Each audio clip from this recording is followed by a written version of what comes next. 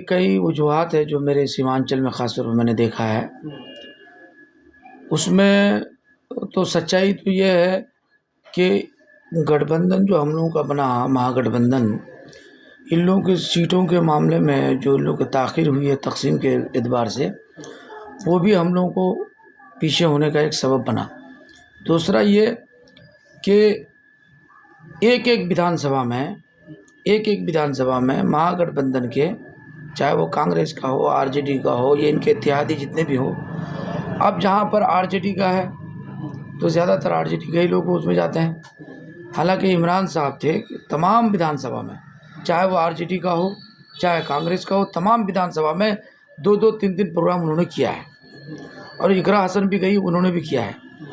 तो सबसे पहली बात तो ये है कि हमारा जो सीमांचल है, सीमांचल में ख़ास तौर पर किशनगंज है, और किशनगंज में पूर्णिया है, और फिर उसके बाद अररिया है, कटिहार है। तो कटिहार से भी कोई सीट एमआईएम को नहीं आई है। पूर्णिया से भी एक सीट आई, 2 सीट आई है।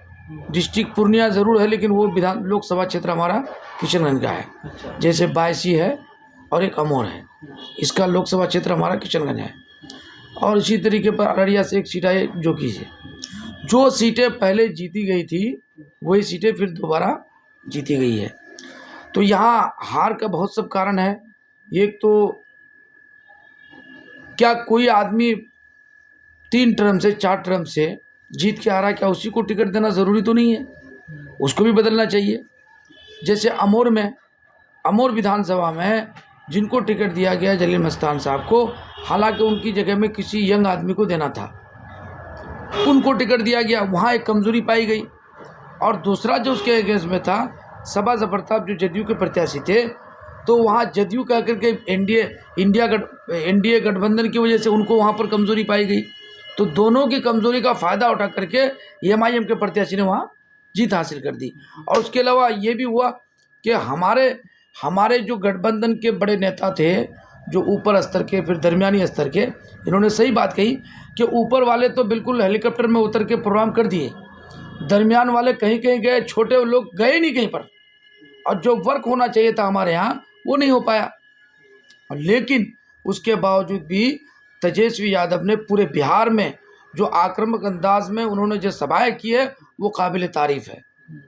उन्होंने बहुत सभाएं किया और बहुत मुकाबला किया, और एक एक दिन में 16, 17, 15 सभाएं करना कोई आसान नहीं है। उनकी उम्र के एतबार से, उनकी सोच के एतबार से उन्होंने जो कर दिखाया है, मैं समझता हूँ कि पूरे भारत में कोई ऐसा यंग नहीं है जिन्होंने सभा की है। सच्चाई तो यह है। लेकिन यहाँ पर हमारे सीमांचल में 5 सीटों पर जो एमआईएम को जीत मिली है, भले वो लोग जीत गए पुरानी सीटों पर, उन्होंने पूरे बिहार का खेल बिगाड़ दिया। अच्छा, इसलिए बिगाड़ा। आप एक बात बताइए, वैसे साहब तो कांग्रेस को वोट कटवा पार्टी कह रहे हैं आप। कांग्रेस को वोट पटवा, वोट काटने वरना अभी हम और नहीं, एक बात बताइए, मेरे यहाँ पर जब ये बात तय हो गई थी, जब हम पार्टी में, हम पहले आपको मालूम होना चाहिए, मैं एमआईएम में 11 साल तक था। अच्छा। और अवैसी साहब जो पार्टी को वहाँ पर विस्तार करने की बात, पार्टी को मजबूत करने की बात आई, तो हम लोगों ने ग्राउंड लेवल से आसमान तक पहुँचाने का काम किया। 2015 में मुझे उम्मीदवार करने की बात आई थी, उन्होंने 15 में नहीं दिया, उन्होंने कहा 20 में इंशाल्लाह आपको देंगे। जब 20 की बारी आई तो किसी ऐसे आदमी को टिकट दिया गया, वो वार्ड का चुनाव लड़ा था, उसमें हार गया, उसको बुला करके पैसे की बुनियाद पर उसको टिकट दे दिया। फिर उसके बाद हम लोगों ने सब्र किया, हमको कहा गया नहीं इंशाल्लाह 25 में किया जाएगा। 25 में भी इंतज़ार किए, पार्टी के लिए काम किए, तो उसमें 25 में भी आकर के फिर कोई जदयू का जो एनडीए में काम किया है, लगातार 15 साल तक काम किया है, और इस बार भी उन्होंने जो एनडीए में काम करने वाले लोग थे उन लोगों को बुला करके टिकट देने का काम किया है। तो ये उस पार्टी से निकलने का भी हमारा क्या सबब है कि उन लोगों को दिया गया। लेकिन फिर भी हमने से देखिए, इस पार्टी में उलमा की बात कही जाती है। बैरिस्टर साहब को वही आलिम अच्छा लगता है जो सिर्फ क़ाल अल्लाह क़ाल रसूल करे, मदरसे में रहे और उनको आशीर्वाद देते रहे। जो उलमा सियासत के मैदान में काम करना चाहते हैं उससे बैरिस्टर साहब को कोई लेना देना नहीं है।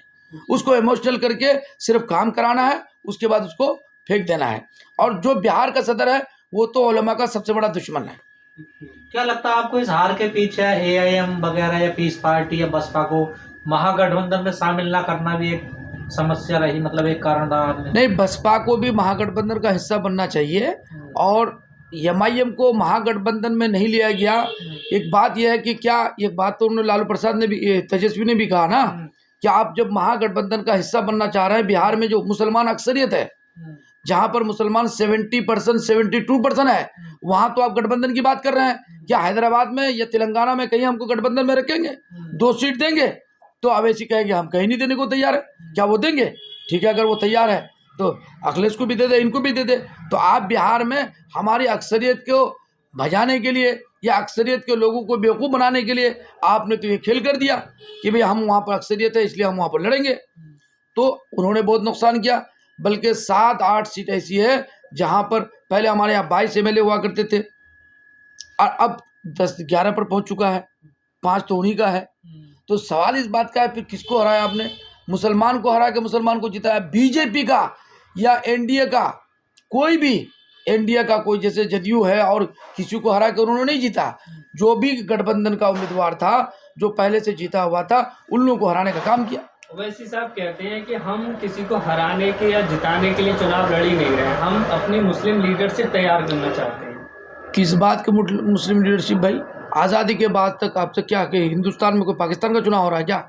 मेरा कहने का मतलब यह है कि हिंदुस्तान के मुसलमानों के लिए, मैंने इस बात मुताला करने के बाद मैं यहाँ तक पहुँचा कि हिंदुस्तान में मुसलमानों के मसाइल को हल करने के लिए, उनके मजहबी तशख़्ख़ुस को बरकरार रखने के लिए, या जो भी उनकी संस्थाओं को, चाहे दीनी इदारे हों, मसाजिद हों, मकाबिर हो, खानकाहें हों, इन तमाम चीज़ों के तहफ़्फ़ुज़ात के लिए हमारे लिए ज़रूरी है कि हम सेकुलर हुकूमत के साथ रहें, सेकुलर जमात के साथ रहें। जो सेकुलर जमात है उसी में खैर, अगर हिंदुस्तान में हम मुस्लिम क़यादत कर लें, आप बैरिस्टर साहब बहुत काबिल हैं। 70 सालों से तो आप साथ ही दे रहे हैं ना, तो क्या मिल रहा है आपको? भाई 70 सालों में जब फ़िरका परस्त, एक बात बताइए, बीजेपी ने जो फ़िरका परस्ती का जहर घोला है, इन्होंने एक 82% हिंदू बिरादरी के लोग हैं, उन्होंने एक जहर दे दिया है। अब वो कहीं अगर 30% 32% भी एक हो जाते हैं तो उनकी जीत हो तो जाती आप तो है। चाहते हैं आपका नेतृत्व बढ़े आगे, आपका नेतृत्व आए आगे? नहीं, हम तो चाहते हैं भाई, हम चाहते हैं कि हमारे, आपने क्यों कहा सेक्युलर के लोगों के साथ रहना चाहिए? नहीं सेकुलर क्या, तो हम क्या फ़िरका परस्त जो बीजेपी कर रहे हैं वही करें? जो बीजेपी तो यही चाह रही ना कि हम एक तरफ हिंदू की बात करें, हिंदुत्व की बात करें, एक तरफ मुसलमानों की बात करें। अब इसमें थोड़ा सा मैं इंटरवीन करता हूँ, क्योंकि सेकुलरिज्म और क़यादत का आपने सवाल उठा लिया, नेतृत्व की बात। एक लाइन समझिए, हजरत भी क़यादत के कायल रहे हैं, बहुत मेहनतें कर रखी हैं, इन्होंने अपना वक्त दे रखा है। लेकिन मैं आज कहता हूं, मैंने कल भी एक बयान दिया था, परसों भी, शायद परसों तो आपके चैनल पर ही बयान दिया था, कल मैंने किसी चैनल पर बयान दिया था, मुस्लिम लीडरशिप के मायने ये नहीं है कि हिंदुओं को प्रोवोक करना। मुस्लिम लीडरशिप के मायने ये हैं कि ग्राउंड जीरो से वो मुसलमान उठाकर लाना जिसके अंदर लीडरशिप की क्वालिटी है, और सो कॉल्ड सेकुलर पार्टियां पैसे ना होने की बुनियाद पर उन्हें मौके नहीं देते हैं, चूंकि वो चमचागिरी या चापलूसी नहीं करना जानता, इसलिए उसे मौका नहीं मिलता। तो ऐसे में जो मुस्लिम लीडरशिप की पार्टियां हैं, जो सबको लेकर चलने की सलाहियत भी रखती हैं, उनके तकारीर भी वैसे होते हैं, उनके बयानात भी वैसे होते हैं, उसमें ओवैसी साहब फिट नहीं है। फिर मैं कह रहा हूँ नहीं, अपना नेता बनाएंगे। अरे नहीं, मैं 2 मिनट देखिए, मैं पीस पार्टी का, मैं तो मुस्लिम लीडरशिप की पार्टी का हूं ना, मैं इसलिए कह रहा हूं।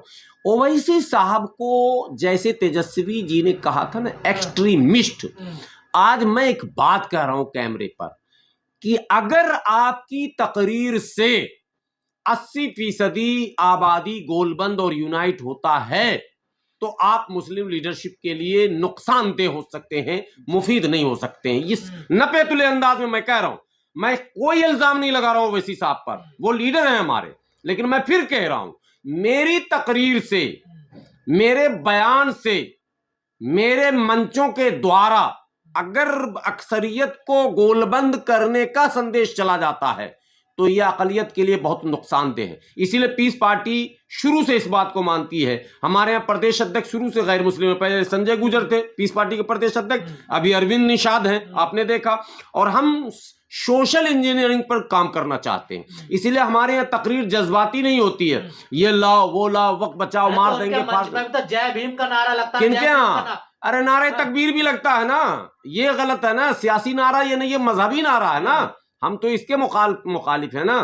तो इसलिए मुस्लिम लीडरशिप की बात नहीं, अगर आप लीडरशिप डेवलप करते हैं तो आपकी तकरीर में खुलफाए राशिदीन का नाम आ रहा और कह रहा इनका बेटा, मैं नहीं कह रहा हूँ, लीजिए मैंने वो बात तो सही नोट है, कर रखा। ये क्या है बयान? बहुत सारी चीजें आप कहते हैं कि अबू बकर का बेटा बनेगा, उस्मान का बेटा बनेगा, अली का बनेगा, क्या कहते हैं उमर का बनेगा, ये उनका बयान है, मेरा नहीं बयान है। तो क्यों नहीं बन सकता?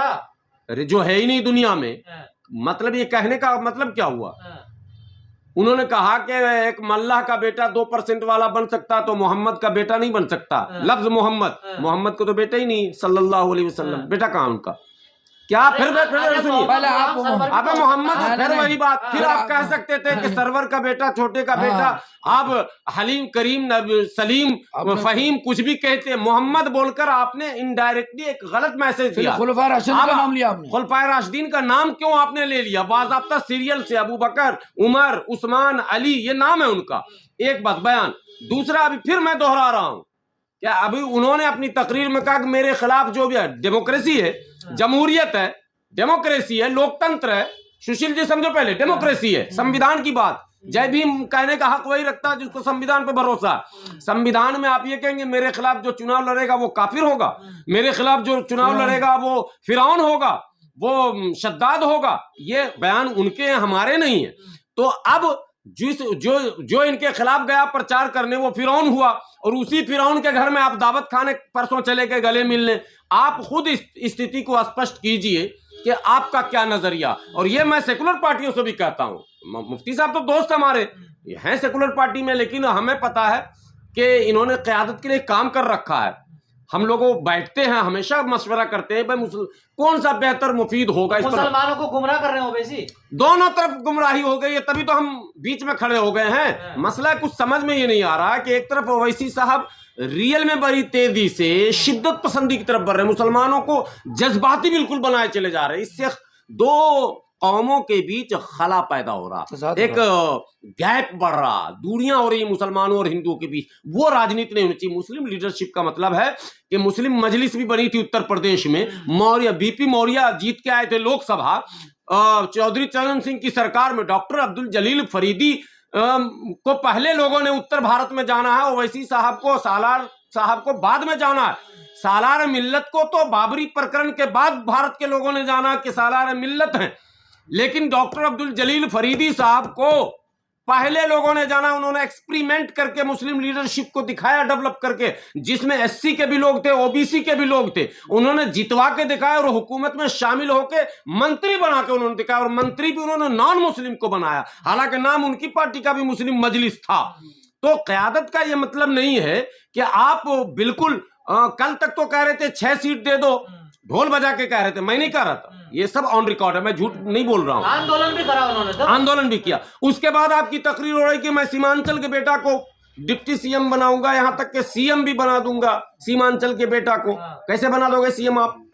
ये हल्की तकरीर आपने क्यों की? अच्छा, अब आवाम की बात करें, जैसे मोदी जी के भक्त हैं, कुछ भी बोलो मोदी मोदी मोदी होता ही है ना, वैसे ओवैसी साहब का कुछ भी बोलो हा नारे तकबीर, ये नहीं चलेगा। सियासत में संयम भी चाहिए, हिकमत भी चाहिए, तदबीर भी चाहिए, और मेहनत भी चाहिए, और सभी समाज का विश्वास जीतना चाहिए। जो वोट आपको ना भी देना, वो भी कम से कम ये तो ना इल्जाम लगाए कि ये आदमी तोड़ने की सियासत कर रहा है, बल्कि वो ये कहे कि ये जोड़ने की सियासत कर रहा। जरूरत है, मौलाना ने कहा कि इस मुल्क को कब्रिस्तानों के, मदरसे के तहफ़्फ़ुज़ और वगैरह वगैरह के लिए सेकुलरिज्म पर आधारित मुस्लिम लीडरशिप पार्टियां, जिसका भाषण भी सेकुलर होना चाहिए, क्रियाकलाप भी सेकुलर होना चाहिए, वो एक्सेप्टेबल है। जो बिल्कुल अलगाव की बात करे, उत्तर प्रदेश में प्रदेश अध्यक्ष हैं MIM के शौकत अली, क्या तकरीर थी उनकी? तकरीर थी कि हिंदू कीड़े मकोड़े, याद है ना, वो टीवी पे डिबेट हुआ। मैं कुछ अपनी मन से बोल ही नहीं रहा हूं, अब लोग भूल जाए तो भूल जाए, टीवी पे 2 दिन तक डिबेट हो गया इस पर। साहब ये चलेगा इस मुल्क में? नहीं।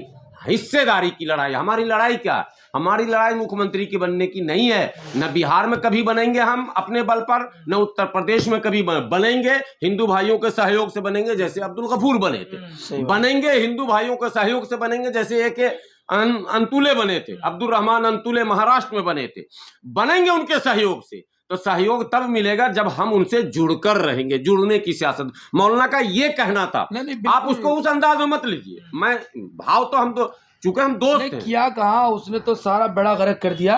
उन्हें कौम को एक तरफ कब्रिस्तान के नाम पर वोट मांग रहे हो, कब्रिस्तान के तहफ़्फ़ुज़ के लिए, एक तरफ मदारिस के तहफ़्फ़ुज़ के लिए, एक तरफ मस्जिदों के तहफ़्फ़ुज़ के लिए, एक तरफ आप टोपी वालों की बात कर रहे हैं, टोपी दाढ़ी टोपी पर सवाल खड़े कर रहे हैं कि दाढ़ी वाले को तहफ़्फ़ुज़ नहीं है, टोपी वाले तहफ़्फ़ुज़ में नहीं है। उनके तहफ़्फ़ुज़ात की बात करके लोगों को इमोशनल करके वोट मांग रहे हो। एक भी टोपी वाले को उसने टिकट नहीं दिया। भाई उलमा जो है, ख़ासतौर पर मसाजिद हो, मकाबिर हो, खानकाहें हो, तमाम चीज़ों पर आज भी देखिए पूरे हिंदुस्तान पर मुसलमानों पर कभी भी जुल्म होता है तो सबसे पहले जमातें हमारी खड़ी होती है, चाहे जमीयत उलमा हो, जमात इस्लामी हिंद हो, जमीयत अहले हदीस हो, या मौलाना जैसे हाफिज़ गुलाम सरवर जैसे लोग खड़े होकर करते हैं। इसका मतलब नहीं है पूरे हिंदुस्तान का ठेका अवैसी साहब ले चुके हैं। उससे हम मुस्लिम लीडरशिप उससे खड़े नहीं होंगे। आपने क्या किया, किनको टिकट दिया आपको मालूम नहीं। तमाम टिकट 29 जगह उन्होंने टिकट दिया। जो 2000 वोट लेकर आया उसको भी टिकट, पैसे पे टिकट दिया गया। जो आज लोग जीते हैं सबको, कोई एनडीए में था, कोई और किसी पार्टी में था, उन लोगों को बुला करके टिकट दिया। मौलाना अब्दुल्ला सालिम का नाम सुना होगा, चतुर्वेदी का। उन्होंने पार्टी को 11 साल तक सींचने का काम किया। मुफ्ती अतर जावेद आपके लिए पार्टी के लिए 11 साल तक काम किया। पूरे हिंदुस्तान में जब दिल्ली में चुनाव हो रहा था तो मैं ताहिर हुसैन साहब के लिए, शाहरुख जो ओखला में थे, गली गली में घूमने का, तेलंगाना में मैंने काम किया, महाराष्ट्र में गली गली में काम किया। आपने क्या दिया? आप बिहार को 2-3 दलालों के हाथ में, 3-4 दलालों के हाथ में उन्होंने पार्टी को गिरवी रख दिया टिकट पर। और मौलाना को याद दिला दूं, इस वीडियो को चलाइएगा, काटिएगा नहीं। जाले जहां महागठबंधन ने पिछले बार मशकूर उस्मानी को टिकट दिया था, जो कुछ वोटों से 1000, 10,000, 20,000 जो भी, हार जीत तो होता ही रहता। मशकूर उस्मानी, सबको पता था कि अगला टिकट भी मुसलमान को मिलना है जाले से, महागठबंधन की तरफ से, जो कि मिल भी गया था, जो बाद में छीना गया, आपको पता है। वहां एमआईएम ने टिकट का ऐलान कर दिया, कैंडिडेट दे दिया, जबकि मशकूर उस्मानी बगावत करके लड़ ही रहे थे। तो मशकूर उस्मानी को सपोर्ट कर देते, जो हमने कर दिया। हमने वहां सपोर्ट किया, वोट आए ना आए छोड़िए, हमने अपने हिस्से का काम किया, वो मैं बता रहा हूँ। अभी मैं कह रहा हूँ कि जाले के बाद केवटी, जहां से अक्सर मुसलमान जीतते आ रहा, फिर इस बार फराज फातिमी को टिकट मिला था। मैंने कहा कि नहीं, ऐसे लोगों को पुश बैक कीजिए, पीछे से थोड़ा सा आगे बढ़ा दीजिए। वहां एमआईएम ने टिकट दे दिया। बगल में जाले और बाजपट्टी का सरहद जुड़ता है, विधानसभा का सीमा जुड़ता। बाजपट्टी में मुकेश यादव 38,000 यादव वोट है और 1,40,000 मुस्लिम वोट है। तमाम मुस्लिम मांगते रह गए, पैसा खर्च किया, प्रोग्राम इन लोगों का किया। ये रंजीत राणा भी वहां गए थे, प्रोग्राम हुआ था, वहां की टीम डेरा डाल दी किशनगंज में कि टिकट यहां दीजिए, वहां नहीं दिया। मुकेश यादव के हाथों, मुकेश यादव से पैसा ले लिया कि तुम्हारे एमआईएम को हम टिकट नहीं देंगे। यार ये क़यादत खड़ी कर रहे हैं, क़यादत खत्म कर रहे हैं। नहीं, उसमें तो ये भी हुआ ना कि जहां पर बीजेपी के प्रत्याशी को जिताना है उससे पैसा लेकर के एमआईएम को कैंडिडेट देना है, ये भी काम हुआ है। हम तो सबको जानते हैं, डाटा के साथ बताएंगे। और एमआईएम का जो भी प्रवक्ता है, बिहार का जो अध्यक्ष है, मेरे सामने बात करे। हम तो सबको एक एक को जानते हैं, एक भी टिकट बगैर पैसे का नहीं दिया। आज जो रोना रोता है, एक आलिम दीन मौलाना असरारुल हक साहब जो सांसद रह चुके 2 दफा और हिंदुस्तान के बहुत बड़े सहाफ़ी में शुमार किए गए थे, उस शख्स का, उनका लड़का सऊद आलम पिछले बार राजद से जीते थे। और जब मेरी बारी आई थी, मैं भी उसी विधानसभा से आता हूँ, जब मेरी बारी आई, मैं जब बात करने लगा तो बिहार का सदर अख्तरुल रहमान ने कहा कि भाई वो सीट जो है गोपाल अग्रवाल जीत जाएगा, उस सीट पर हम लोग नहीं जीत पाएंगे। उसका जो आदिल हसन साहब, उन्होंने भी कहा कि नहीं, वो सीट हमने सर्वे किया, वो सीट जो है गोपाल अग्रवाल जीत रही है। जब मैंने उनसे कहा जब गोपाल अग्रवाल जीतेगा, जदयू का प्रत्याशी जीतेगा, तो फिर आप एमआईएम का प्रत्याशी क्यों दे रहे हो? हमको नहीं दे रहे तो उनको भी मत दो। और नतीजा क्या, उनको दिया आपने, इमोशनल हुआ और हम उसमें थे नहीं होने के कारण फिर वहां पर जदयू का प्रत्याशी जीत गया। तो इस मौलाना का बेटा हारे, तो कुल मिला के कहा जाए बिहार की हार में ओवैसी का एक बड़ा हाथ है, बहुत बड़ा हाथ है। इमोशनल कर दिया है लोगों को। ऐसा नहीं होता है। आप बोलिएगा अपने प्रोग्राम में कि तेरा मेरा रिश्ता क्या, ला इलाहा इल्लल्लाह, नहीं, जो बिल्कुल खतरनाक है ये मुसलमान के लिए। जो 82% हिंदू है वो क्या बोलेगा कि हम भी सनातनी धर्म के नाम से, श्री राम के नाम से हम भी मुत्तहिद हो सकते हैं? आपको ये बोलने की जरूरत क्या ये एजेंडे में है या किसी पार्टी का मंशूर में ये है कि आप अपने मुसलमान अगर उम्मीदवार है, मुस्लिम जमात है, तो क्या आप ला इलाहा इल्लल्लाह की बुनियाद पर टिकट वोट मांगना चाहते हैं? एक आखिरी लाइन बता दूं, क्या भाजपा से हम इसलिए नफरत करते हैं या विरोध करते हैं, उसको हम सांप्रदायिक पार्टी मानते हैं। यही तो है ना कारण। क्यों मानते हैं? इसलिए कि वो केवल हिंदुत्व की बात करती है और उसके तमाम सभाओं में जय श्री राम ये वो धार्मिक नारे लगते हैं। अगर हम भी केवल मुस्लिम की बात करें और हमारी सभाओं में भी अगर तेरा मेरा रिश्ता क्या वाला नारा लगने लग जाए और नारे तकबीर लगने जाए, ईमानदारी से कोई ईमान वाला मुसलमान खुद फैसला करके बताए आपका वीडियो सुनकर कि उसमें और हम में क्या फर्क। बस इतनी सी बात। और एक बात सुन लीजिए, अभी बैरिस्टर साहब कह रहे हैं कि हम मुसलमानों की बात करें। आपको मालूम होगा, मेरे इल्म में है, शायद आपको भी, जब सरकार कांग्रेस की गिरने वाली थी तो उन्होंने बीजेपी की सरकार को एक ही आदमी अकेले वोट दे, सैफुद्दीन सोज साहब, उन्होंने एक वोट से सरकार को बचाने का काम किया। यह सरकार को वाजपेयी जी को गिराने का काम किया। तो सवाल है कि पूरे हिंदुस्तान में मुसलमानों का दर्द जो उनके सीने में सिर्फ बैरिस्टर साहब के नहीं है, सारे लोगों को अपने अपने हिसाब से है। उत्तर प्रदेश के लोगों के दिल में है और बिहार में और भी लोग हैं, सिर्फ उन्हीं के सीने में सबका दर्द है। ये तो इमोशनल करके अब क्या होगा मालूम है? ये बिहार में जो 5 सीटें आई, अब उसके दिखा करके पूरे हिंदुस्तान में टिकट बेचने का काम होगा। पूरे हिंदुस्तान में टिकट बेचेगा, लाइन लग करके टिकट बिकेगा और होगा नतीजा क्या कि बीजेपी को फिर मुत्तहिद कर देगा, फिर बीजेपी की सरकार आ जाएगी, फिर हम हाथ मलते रह जाएंगे। तो ये सारा नतीजा है। इसलिए बैरिस्टर साहब से भी मैं आपके चैनल के माध्यम से ये अर्ज करना चाहता हूँ कि भाई आप सिर्फ चुनाव लड़िए, लड़ने के लिए किसी को कोई मना नहीं, तरीके से चुनाव लड़ा जाए। बस यही चंद वजूहात है, और भी बहुत सारा है, लेकिन चूँकि हमारे सीनियर मौजूद हैं वो बोल दिए, फिर ज़रूरत पड़ेगी इंशाल्लाह बात करेंगे।